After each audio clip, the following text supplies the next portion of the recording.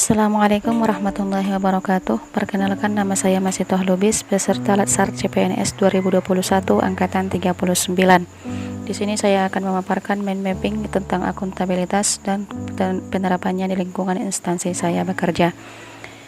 Yang pertama yang akan saya paparkan tentang mind mapping akuntabilitas.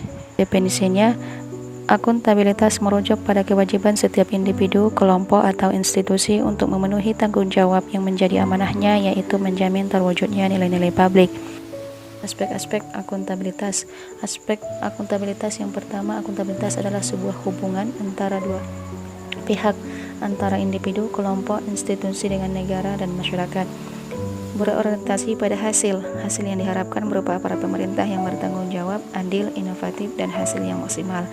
Membutuhkan laporan berupa kontrak kinerja dan lakib, membutuhkan konsekuensi berupa sanksi atau penghargaan, dan memperbaiki kinerja seorang PNS dalam memberikan pelayanan kepada masyarakat.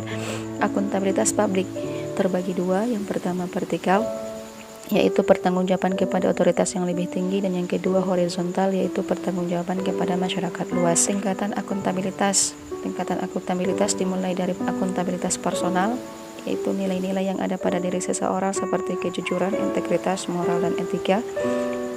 Individu, hubungan antara individu dan lingkungan kerjanya, yaitu antara PNS dengan instansinya sebagai pemberi kewenangan. Kemudian kelompok, kinerja sebuah institusi biasanya dilakukan atas kerjasama kelompok. Kemudian organisasi, hasil pelaporan kinerja yang telah dicapai. Kemudian stakeholder, tanggung jawab organisasi pemerintah untuk mewujudkan pelayanan dan kinerja yang adil, responsif, dan bermartabat. Mekanisme akuntabilitas dimulai dari dimensi akuntabilitas.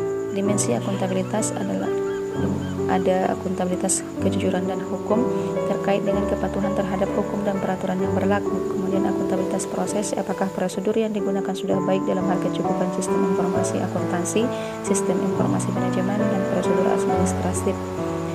Akuntabilitas program, apakah tujuan yang ditetapkan dapat tercapai, apakah ada alternatif program lain yang memberikan hasil maksimal dengan biaya minimal. Kemudian akuntabilitas kebijakan terkait dengan pertanggungjawaban pemerintah atas kebijakan yang diambil terhadap DPR, DPRD, dan masyarakat luas. Kemudian lingkungan kinerja, yang mekanisme akuntabilitas dimulai dengan perencanaan strategis, kontrak kinerja, dan laporan kinerja. Kemudian yang ketiga, lingkungan kinerja yang akuntabel. PNS harus memiliki nilai-nilai kepemimpinan, transparansi, integritas, tanggung jawab, keadilan, kepercayaan, keseimbangan, kejelasan, dan konsistensi. Kemudian yang keempat, langkah-langkah framework akuntabilitas. Yang pertama, tentukan tujuan dan tanggung jawab, rencanakan apa yang akan dilakukan untuk mencapai tujuan, lakukan implementasi monitoring kemajuan, berikan laporan secara lengkap, berikan evaluasi dan masukan perbaikan, kemudian tentukan lagi tujuannya dan tanggung jawab. Akuntabilitas dalam konteks. Akuntabilitas dalam konteks, yang pertama transparansi dan akses informasi, yang kedua praktek kecurangan dan perilaku korup, yang ketiga penggunaan sumber daya milik negara, yang keempat penyimpanan dan penggunaan data dan informasi pemerintah. PNS yang akuntabel, yang pertama perilaku PNS-nya sesuai dengan kode etik, perilaku terkait transparansi, perilaku tidak curang dan koruptif, bertanggung jawab terhadap penggunaan sumber daya negara, dan perilaku yang berkaitan dengan konflik kepentingan.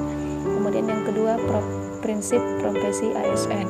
Yang pertama nilai dasar, yang kedua kode etik dan perilaku, yang ketiga komitmen dan tanggung jawab, yang keempat jaminan perlindungan hukum dalam melaksanakan tugas, yang kelima profesionalitas jabatan.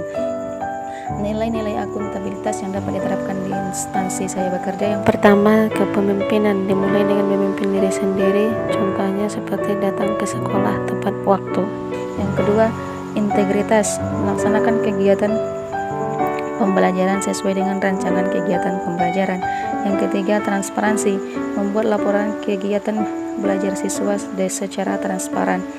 Yang keempat keadilan, mengoreksi hasil ujian peserta didik secara adil dan teliti sesuai dengan kemampuan peserta didik. Yang kelima tanggung jawab, menyelesaikan tugas tepat waktu merupakan tanggung jawab seorang PNS. Yang keenam kepercayaan, guru memotivasi siswa agar percaya diri tampil di depan kelas. Yang ketujuh, keseimbangan. Di samping kewajiban saya mengajar, saya juga masih mengikuti Latsar CPNS.